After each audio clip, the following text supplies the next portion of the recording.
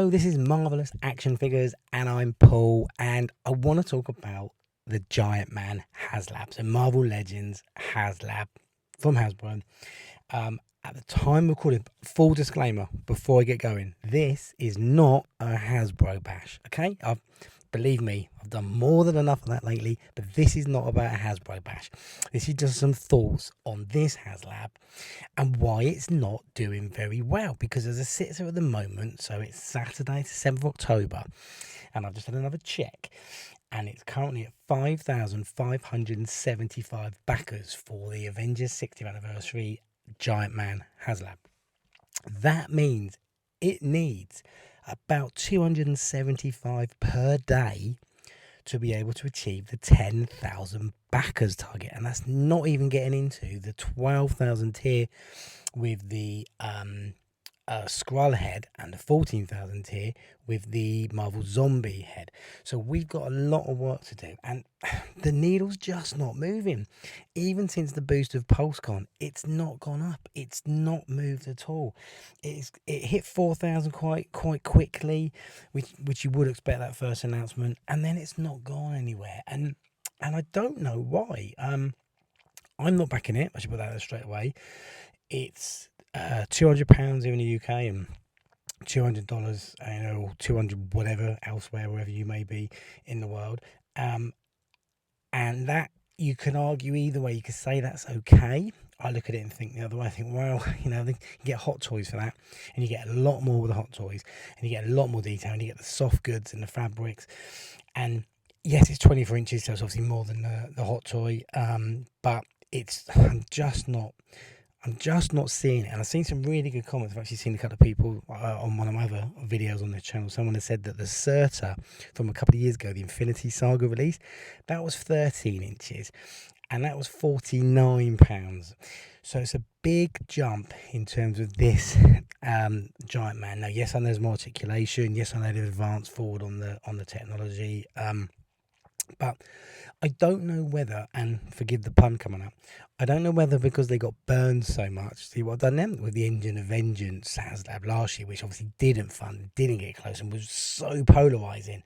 And I think it did more to irritate collectors than it did do anything else in terms of infusing them. And you had some fantastic tiers that were just really poorly managed within it. So I don't know where we are. But the first Haslab, massive success with the Sentinel, the Galactus. I mean, I backed the Galactus, and that flew in at the end. That was a bit hairy for a while, not thinking we were going to get there, but that flew in for a while at 20,000 backers, and all tiers were funded on that as well. And that was twice the price of this figure. So I don't know what it is. I don't know whether it's people are still smarting from that Engine of Vengeance one. I don't know whether there's just not enough here to entice people, and I completely understand why Hasbro went safe on this one. They've kept the price down. They've not thrown the figures in there that was such contentious last time about people missing out on those figures because they didn't get funded. So they've gone safe. But I do remember saying at the time, maybe they've gone too safe with this one. I really did think this would get backed, but I just can't see it, bar a really late push on it, and it's going to have to really go some. And who knows, maybe they will throw some figures in there now, or maybe they'll chuck a yellow jacket in, or what, I don't know, but it really doesn't look like it. So I think this is going to be, as we stand in now looking at it, 16 days to go, I think this is going to be another fail. And you got to ask questions about the validity of it and whether it's actually needed anymore, because your G.I. Joe Haslabs are just flying off the shaft, and they are some big old plastic. Your Dragonfly and the Hiss Tank were funded, but I just don't know whether this is going to happen with this figure, and why the Marvel Legends one is suffering. Personally, if I was to really break this down, which is obviously the point of this video, I do think the QC issues we've seen over the last year, the prices have gone up, the accessories have come down, the second head sculpts have come down, the quality in some figures have come down. You've gone back to almost basic figures at higher prices, and it just doesn't seem to be working. And a lot of the releases, I've got to be blunt, they seem uninspiring. this year, and that's real difficult because I so love this range. It's one of the ranges that really got me back into collecting the last few years, and I'm a big fan of it. And again, this is not to bash Hasbro, because Dwight, Ryan, and Dan, they do an amazing job. I think they're up against it. I think half the problems that they experience is not their fault whatsoever, and I think Hasbro are lucky they got some real loyalty from those people. But this is just not taking off. There's just something about Marvel Legends at the moment. It's just not there anymore. Now, maybe they've exhausted through the range, a lot of the characters you've already got, and so therefore you're not diving back in, and it gets harder with some of the more niche characters out there. But I don't think that's it. I just think the last 18 months has been really difficult for Hasbro anyway. But you've seen other ranges excel in that time, particularly G.I. Joe continues to go from strength to strength. And I just think when you hold the G.I. Joe qualities up against the Marvel Legends, I think it starts to sort of really, really show the difference on it. Marvel Legends does look a bit of a correlations to it. So I'm not convinced this Giant-Man Haslab is going to fund. And again, this is not about bashing Hasbro.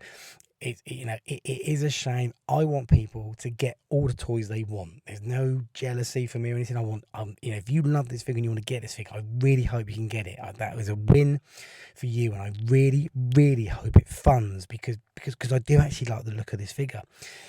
But it's still a pass for me. There's still not been enough, and I've had a lot of time to think about it since it was first announced. It is going to be a pass for me. I really hope it does come out for people though. But it is getting harder and harder to see that that's going to be the case. So that is my thoughts on it. I'm going to sit here now and make my bold prediction, which is a bit safer to make at the moment. Look at the way it is funding. That this is not going to get funded. You're certainly not getting the 12,000 or 14,000 tiers. It's just not happening.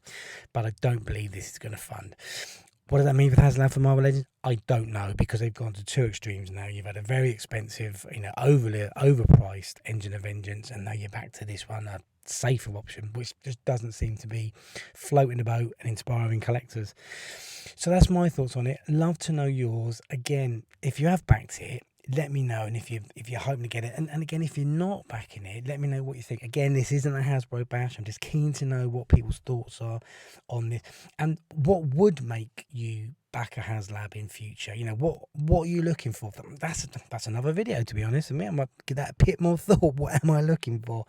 But that's it for this video. Thanks very much for listening in. I hope you've enjoyed listening to it. And again, I'd love to get your comments and feedback on what you think about Haslab. Stick that down in the comments. And of course, give it a like and subscribe if you're not already. That'd be fantastic. And if you are, as I always say, genuinely appreciate those that do take the time to like and subscribe and listen, and hopefully enjoy these videos. So that's it for me. I'll see you all again on another video soon. Bye for now.